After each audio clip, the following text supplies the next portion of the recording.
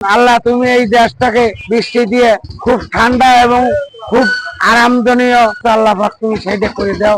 April ও মে মাস জুড়ে তাপমাত্রার পারদ উঠতে পারে 43 ডিগ্রি সেলসিয়াস পর্যন্ত, এমনটাই জানিয়েছে আবহাওয়া অধিদপ্তর। একই সঙ্গে সারা দেশে 3 দিনের জন্য সতর্কতামূলক হিট অ্যালার্টও জারি করা হয়েছে। বলা হচ্ছে আগামী 3 দিন বাতাসে জলীয় বাষ্পের উপস্থিতি বাড়বে, ফলে গরমের তীব্রতা ব্যাপক হারে বৃদ্ধি পাবে। আর এমন উচ্চ তাপমাত্রা অব্যাহত থাকার ফলে প্রাণহানির আশঙ্কা করছে জনস্বাস্থ্য বিশেষজ্ঞরা। এদিকে মধ্যপ্রাচ্যের মরুভূমির গরম যেন চলে এসেছে দেশের দক্ষিণ পশ্চিমাঞ্চলের সীমান্তবর্তী জেলা চুয়াডাঙ্গা ও পাবনার ভাঙ্গুড়ায়। ঘরে বাইরে কোথাও স্বস্তি নেই, চারিদিকে বইছে শরীরে ফসকা পড়ার মতো গরম হাওয়া। দিন থেকে শুরু করে রাত সারাক্ষণই অস্বস্তিতে সাধারণ মানুষ।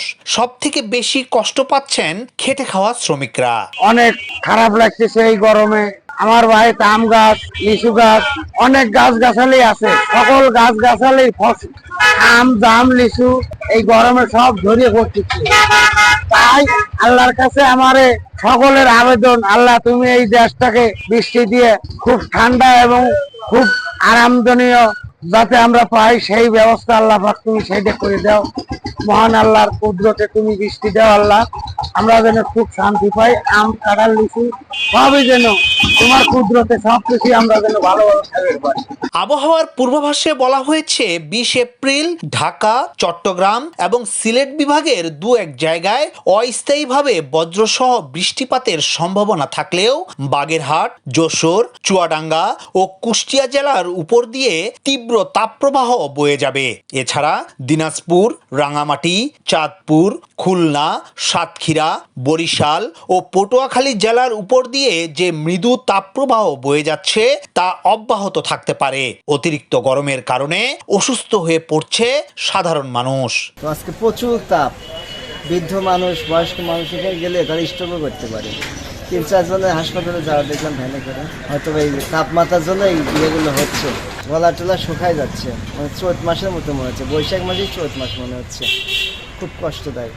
আল্লাহর কাছে প্রার্থনা করে আল্লাহ যেন বৃষ্টি দেয়, মানুষ যেন একটু সুখ শান্তি পায়। এত তাপমাত্রার মধ্যে মানুষ খুব কষ্ট পাচ্ছে। সাধারণ মানুষ, বিশেষ করে যারা কৃষক, তা কি কষ্টই না করছে এই সময়, খুব দুঃখ লাগছে তাদের জন্য।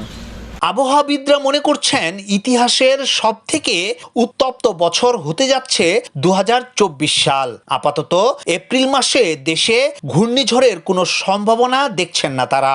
অপরদিকে জনস্বাস্থ্য বিশেষজ্ঞরা বলছেন অতিরিক্ত গরমের কারণে মানুষের মধ্যে হিট স্ট্রোক হতে পারে, ফলে মস্তিষ্ক, কিডনি ও শরীরের অন্যান্য অঙ্গের ক্ষতি হতে পারে।